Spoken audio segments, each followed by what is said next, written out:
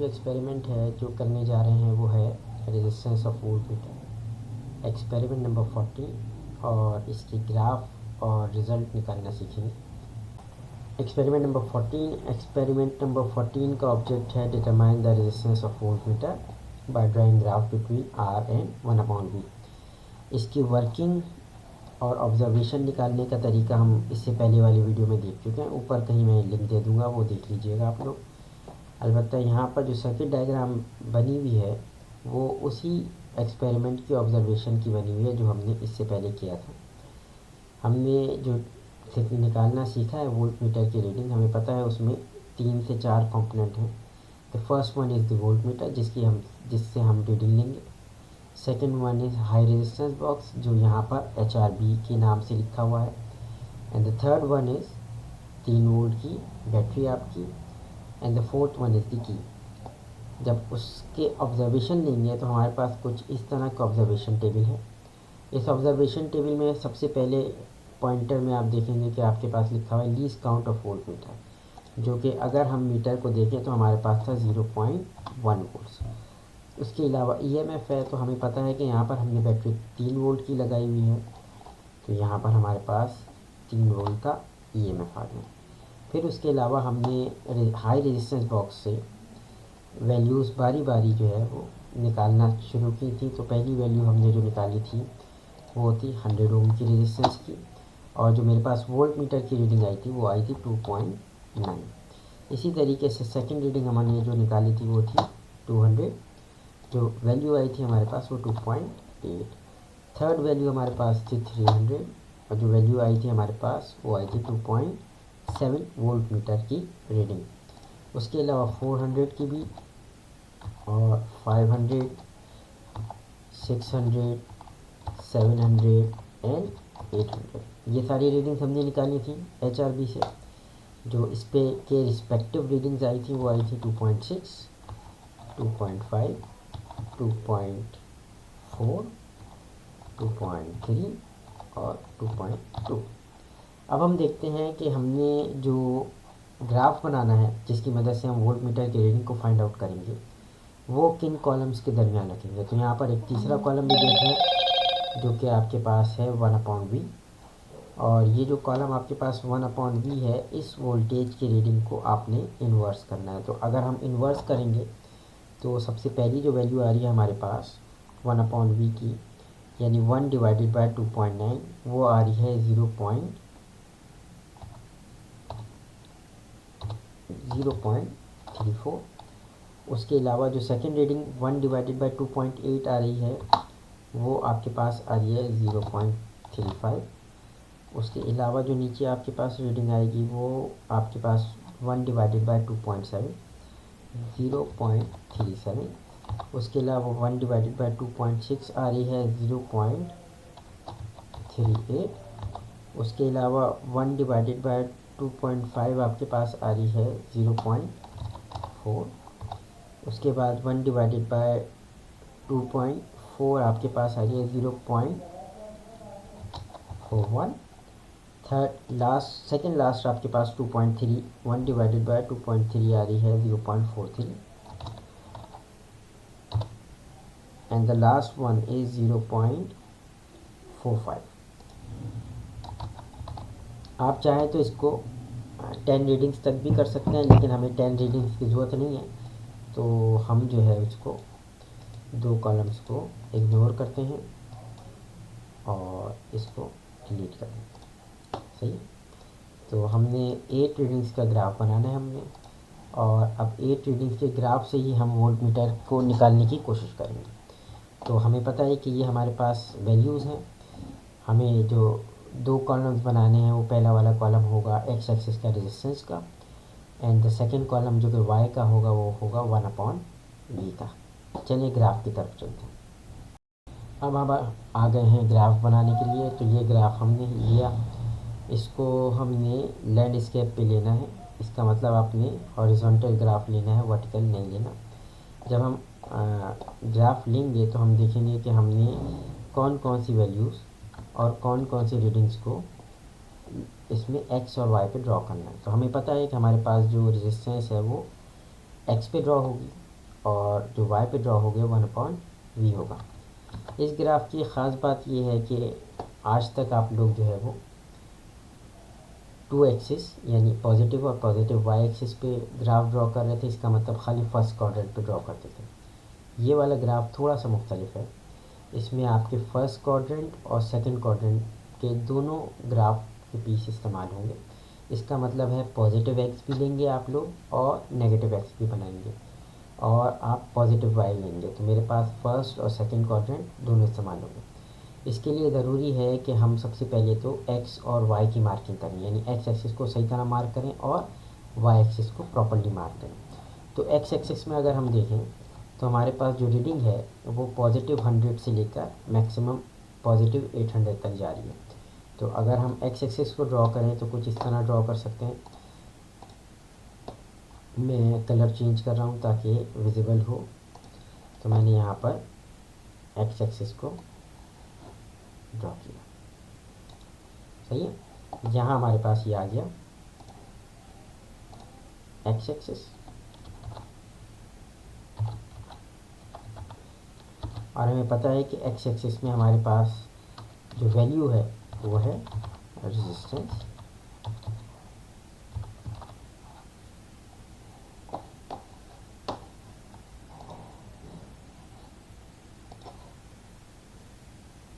ये हमने x axis draw कर ली।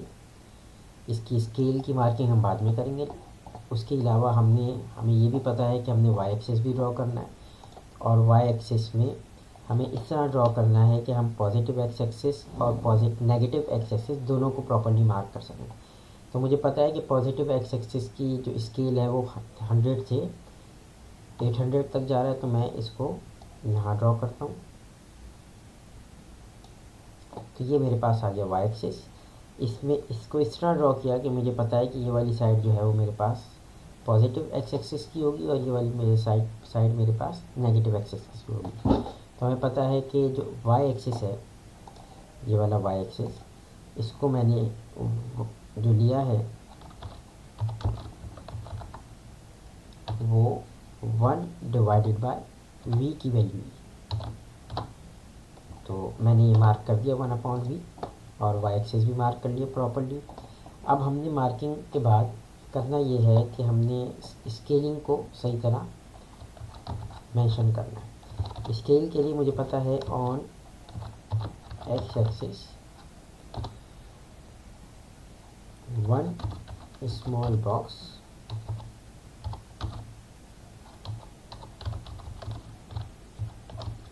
इज इक्वल टू, अब मुझे पता है कि पॉजिटिव एक्स एक्सिस हमें 800 तक ले जाना है। तो अगर हम एक स्मॉल बॉक्स की बात करें तो और अगर इसको 100 लें तो यहाँ पर आएगा 100, 200, 300, 400, 500, 600, 700 और 800। हमारा ग्राफ यहीं पर इस जगह पर कहीं ख़त्म हो जाएगा। जबकि मैं चाहूँ तो इसको थोड़ा सा और एक्सपेंड कर सकता हूँ। तो मैं अगर 2 बॉक्सेस लूँ और एक बॉक्स 50 का लूँ तो इसका मतलब 2 बॉक्सेस 100 का होगा। तो मेरे पास 100, 200, 300, 400, 500, 600, 700 एंड 800, यहाँ तक मेरे पास आ जाएगा। तो मेरे ख्याल से मेरे पास एक स्मॉल बॉक्स 50 ओम लेना बेहतर रहेगा और फिर इसके साथ ग्राफ बनाकर देखते हैं। इसी तरीके से अगर मैं वाई एक्सिस की बात करूँ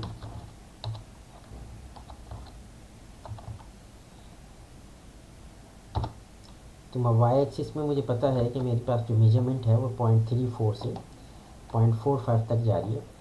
तो अगर मैं यहाँ पर एक बॉक्स 0.1, दूसरा बॉक्स यानी 5 बॉक्सेस स्मॉल बॉक्सेस को 0.1, फिर 5 स्मॉल बॉक्सेस को 0.2, फिर 5 स्मॉल बॉक्सेस को 0.3, 0.4 और 0.5 और 0.6, तो यहाँ पर कहीं मेरे पास ग्राफ ख़त्म हो जाएगा। मेरे ख्याल से ये बेहतर रहेगा ताकि हम जो है वो ज़्यादा अगर स्केलिंग को ओपन करेंगे तो मेरे पास ग्राफ में आएगा नहीं। तो मैं ये कहता हूँ कि मेरे पास 5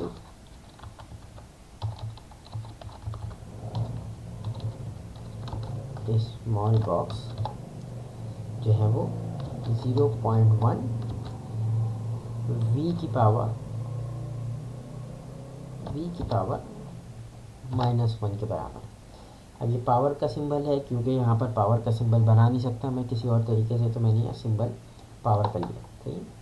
तो अब जो है हम इसको मार्क करने की कोशिश करते हैं। अब मैं मार्क कर रहा हूँ तो यहाँ पर मैं नीचे की साइड पे अगर मैं यहाँ बोलूँ तो ये होगा मेरे पास 100।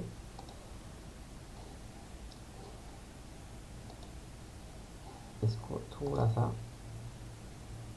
स्मॉल करते हैं, इसको नीचे रखते हैं, तो यहाँ पर मेरे पास आएगा 100। उसके बाद 2 बॉक्सेस के बाद आएगा मेरे पास 200। उसके बाद 2 बॉक्सेस के बाद आएगा मेरे पास 300। उसके बाद 2 बॉक्सेस के बाद आएगा मेरे पास 400। उसके बाद 2 बॉक्सेस के बाद आएगा मेरे पास 500। उसके बाद 2 बॉक्सेस के बाद आएगा मेरे पास 600। उसके बाद 2 बॉक्सेस के बाद आएगा मेरे पास 700। उसके बाद 2 बॉक्सेस के बाद आएगा मेरे पास 800। तो ये मैंने स्केलिंग पॉजिटिव एक्स एक्सिस की मेंशन कर दी। उसके अलावा अगर वाई एक्सिस मेंशन करूँ तो मेरे पास वाई एक्सिस में मुझे पता है कि 5 बॉक्स 0.1 के बराबर है, तो यहाँ पर मैं 0.1 लिख सकता हूँ।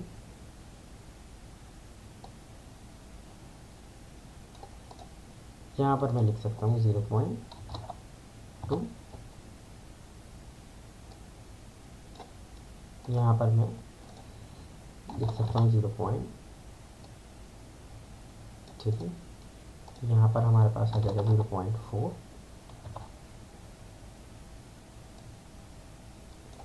और यहाँ पर मेरे पास आ जाएगा 0.5। इससे ज़्यादा मेंशन करने की ज़रूरत नहीं है, क्योंकि हमें पता है कि 0.5 से ऊपर रीडिंग जा नहीं रही।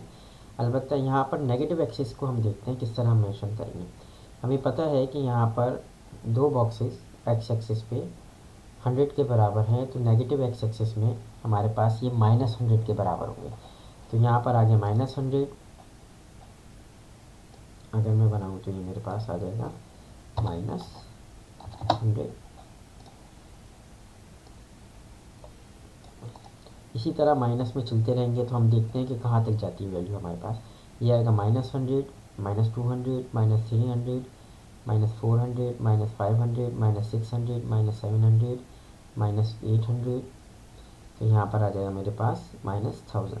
तो यहाँ मेरे पास आ रहा है -1000 को मेंशन कर देते हैं। उसके बाद मैं अगर देखूँ तो -1200, 1300, 1400, 1500, 1600, 1700, 1800 और 2000। तो तकरीबन यहाँ पर मेरे पास आ रहा है -2000। और यहाँ कहीं आगे कहीं मेरे पास 2100, 22, 23, 24, 2500, ये तकरीबन आखिर में -2500 तक। तो ये मेरे पास कुछ वैल्यूज़ आई हैं जो कि मेरे पास मेंशन किए मैंने। इसके बाद हमने पॉइंट्स को प्लॉट करना है। हमें पता है कि हमारे पास रेजिस्टेंस 100 पे 1/V की वैल्यू 0.34 है। तो अगर हम इसको मार्क करेंगे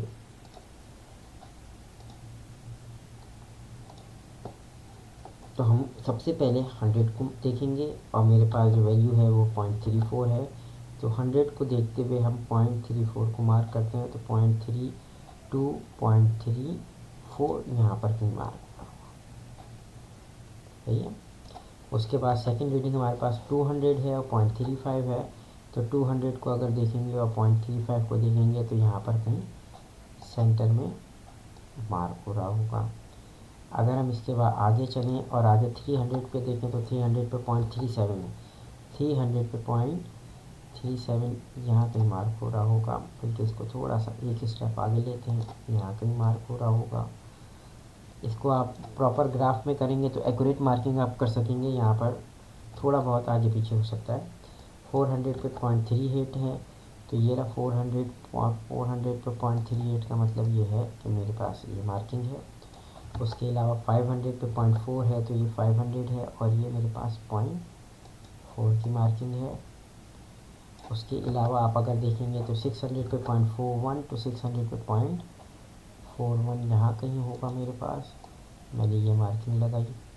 उसके बाद हम आगे देखते हैं 700 पे तो 0.43, तो 700 पे 0.43 की मतलब ये है कि हमारे पास यहाँ पर कहीं मार्किंग होगी। और 800 पे हम अगर देखेंगे तो 0.45 है, तो 800 पे कहीं 45 का मतलब है यहाँ पे मार्किंग। ये हमने अपनी ऑब्जर्वेशन से प्लॉट कर लिए वो मार्किंग्स जो कि हमारी ऑब्जर्वेशन से आई थी। 1 2 3 4 5 6 7 8। अब हम ये ड्रॉ कैसे करना है, सवाल ये पैदा होता है। और हमने रेजिस्टेंस की वैल्यू कैसे निकालनी है। तो रेजिस्टेंस की वैल्यू ग्राफ से निकालने का बड़ा आसान तरीका है। हम कोशिश करेंगे इन सब पॉइंट्स को जोड़ने की अपने स्केल के साथ, लेकिन पॉसिबिलिटी ये है कि कुछ पॉइंट्स आपके इस लाइन से थोड़ा सा ऊपर या थोड़ा सा नीचे रह जाएं। तो आपने कुछ नहीं करना, बस कोशिश करना है कि जितने मैक्सिमम पॉइंट्स आप मिला सकते हैं मिलाएं, जो ऊपर और नीचे रहते हैं उनको आप इग्नोर कर सकते हैं। तो मैंने यहाँ पर एक लाइन बनाई और कोशिश किया है कि मैं मैक्सिमम इनको मिलाने की कोशिश करूँ। तो मेरा कुछ इस तरीके से ग्राफ बन रहा है। तो ये मेरे पास वो पॉइंट्स है जो हमारे पास ग्राफिकल वैल्यू आई थी।